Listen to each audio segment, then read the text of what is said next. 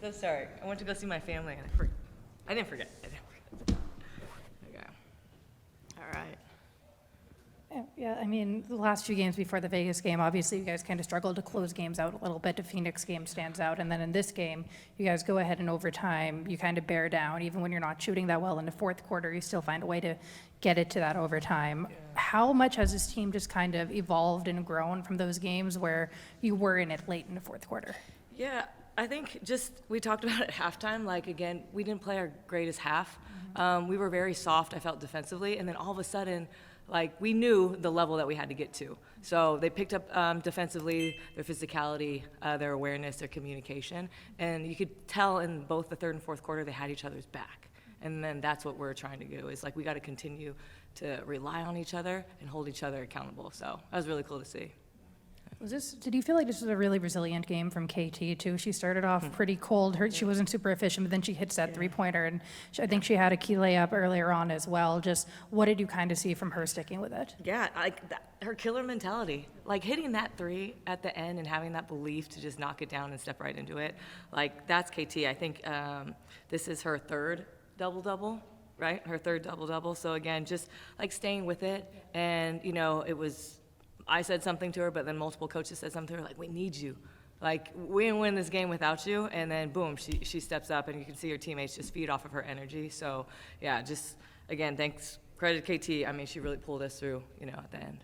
Yeah. You guys got 17 offensive rebounds and a few really key ones late in the game, especially Temi had 8 of them. Yeah. How important, I mean, you guys talk all the time about just like getting those extra possessions. How have you just kind of seen those O boards continue to help you guys? Yeah, we only had 5 at half. So I'm losing my mind. I'm going crazy at them at halftime. So first time I felt like I really had to dig deep, and go off on them, but like they responded. We knew 5 wasn't enough. Like, that's not enough to beat this team. So extra possessions, credit to our whole team. And then, Temi had 8. That's a lot. That's a lot of extra possessions. So yeah, just credit to them, their hunger for that win. Yeah. You said you went off at halftime, but your sideline demeanor, I've noticed, is always like pretty calm, and I'm curious if that's something that's intentional or just something that you went into this thinking you wanted to be like that. Yeah, I mean, at halftime, they knew we weren't where we were supposed to be in terms of the level of physicality and awareness and connectedness. So yeah, you got to give it to them at halftime. But then once they're on the court, you got to still go play with some joy, have fun. Because if they're not having fun, then what's the point of being out there? So that's why I enjoy, kind of smiling, but then, getting on them. But more about, like, I know they're going to do the right thing. They just had to be reminded to do the right thing. Yeah. And then I guess, today it was more KT than anybody else, but you guys get up a lot of threes. It also means you're going to be missing a lot of threes as well. Is that, are you intentional about the fact that, they got to stay confident and stuff? Are you always in their ear? Oh yeah, we call it, let it fly mentality. We just say, hey, if it's wide open, which they were wide open. Those are great shots for us, but then we talk about intentional crashing. So you got to do both. If we're going to shoot those threes, then most likely they're going to be long rebounds. So we know the specific gaps and routes that we're supposed to take. So again, we took the level of awareness a little bit higher in the third and fourth. Gotcha. And I was curious if you have a plan for how you're going to deal with all these players that are going to be taken off for Eurobasket. Oh, we have a plan. Same thing as like an expansion draft. Like, you have to be ready, you know what I mean? Like, we watch film. We already had conversations of like when and things like that. Like, obviously we want them to go with their heart. We want them to choose whatever we're supporting if they want to go to Eurobasket, or we're supporting if they want to stay. And then, so yeah, we've been, like I said, I like watching film. So I've been watching a ton of film on other players to be ready. Yeah. Hi, Coach. French media. Kayla was huge and clutch today. Yeah. How can you explain that? Because she didn't play that much the last few games. Yeah. It's like what's a bounce back game? It's a what? Bounce back game. Yeah. Well, it's not really even a bounce back game. It's just like Carla. Like, she's a true pro. Carla is super competitive. We have to kick her out of the gym when she wants to be in there too much. She's always has what we call the highest load. That means like she works the hardest in every practice. So she's prepared. She knows when her names get called, that's what you see. You see someone who's confident, you see someone who can control the tempo, and you see someone that can get big stops. So that's the Carla that we see every day. Yeah. They played a pretty aggressive style of pick and roll defense, Yeah. especially when you ran side pick and rolls. Yeah. How did you feel that your team adjusted to it early, and then when they changed kind of as the game went along, how did you feel that your team adapted to what they then saw in the fourth quarter and then also in overtime? Yeah, we practice, all the counters we knew they were blitzing Enrique when they played Dallas, so we said prepare for the blitzes. We knew they like to hedge, so we said prepare for the hedge. We knew they like to switch. So there's 4 coverages that we worked on, and so I just have the point guards go off the first one and then let me know what you see. So then we all know where the rotation should be, where the outlets be. So yeah, just again, credit to our guards who are handling and just making the right reads. Janelle played almost 40 minutes tonight, and She did. and she was up here and she talked about how Yeah. it's been an adjustment, especially to how physical the WNBA is, and she feels like it's been a little rough lately. How have you just kind of seen her make that adjustment where you have the confidence in her to play that amount of time? Yeah, the minute I met Ja, she said, I have a dog mentality. So players like that, I never worry whether I play her 10 minutes, 38 minutes tonight. I'm never worried. She told me she wants to be challenged. She told me she wants to be one of the best players in the league. So, yeah, when you sign up for it, you ask for it, then we're going to push her. And she handled it great. I didn't even know she played 38 minutes. But, yeah, credit to her confidence, her stepping into her shooting. And then she was able to get on the boards, too, as well. She had 8 rebounds. So, thank you. Yep. Thanks, you guys. Sorry.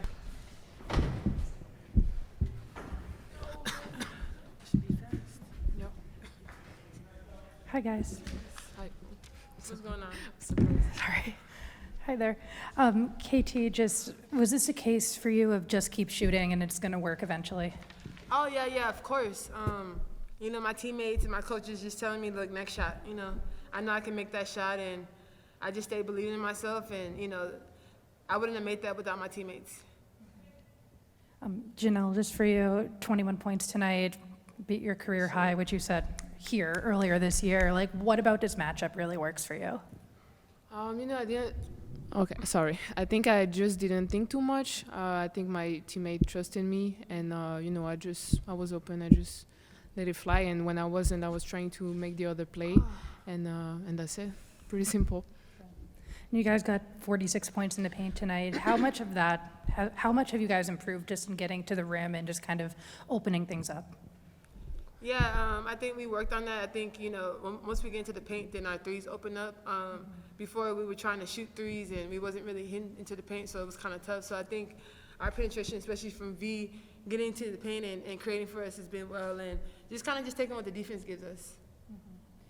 The past 2 games before the Vegas game, you guys kind of struggled to close games out. This was one where you guys go ahead in overtime, you keep that lead. How have you guys just kind of improved on that? I think we improved a lot. I think this is a testament for us. This is something we haven't faced. This is our first time going into an overtime game. So I was kind of let's see what our team does. But I'm proud of our team. We stuck together. We could have folded. Our last game against Vegas, we were always up. So it wasn't like we didn't know how to come back. And I think this game, we had a couple lead changes, and we stuck with it. We didn't get down and stuff like that. So that just shows a testament of our growth and sticking together as a team. You guys had 17 offensive rebounds tonight. How did you guys just kind of crash the boards and generate all those second chances? I think just our motive, just crash or die.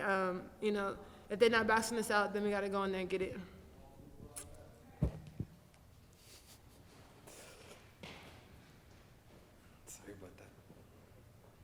Bonjour Janelle, bravo pour ta performance.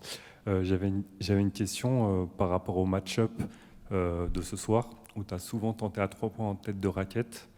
Est-ce qu'on pourrait dire que c'est ton go-to move ou c'était par rapport au match-up de ce soir?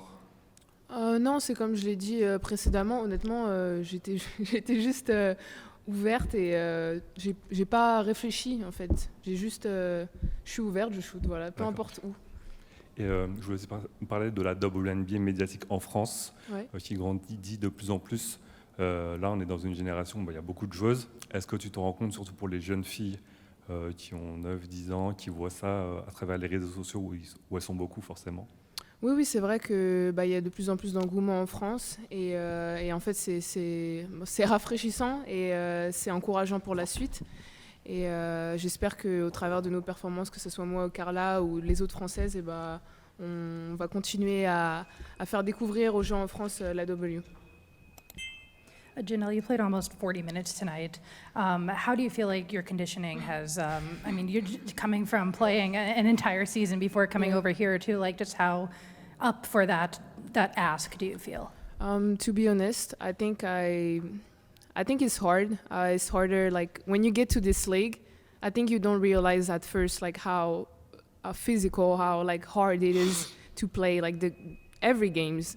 And I think I hit a wall in a way after my, I don't know, 4th game against Minnesota. And yeah, that was hard. So the last couple of games were hard for me, this one also. And I think it's good in a way because I'm going to keep improving this, but I'm not going to lie to you. It's super hard, like, yeah. And Temi has a double-double tonight. She had 8 offensive rebounds. Seemed like early on you guys were really going to her in the paint on transition. Just what about her game stood out to you guys tonight? Yeah, we were just reading the play. I think our pick and roll offense was working, and she was attacking the rim, what she does best, and we just had the utmost confidence in her. Thank you. Oh, sorry. Bye. Thank you. Bye, guys.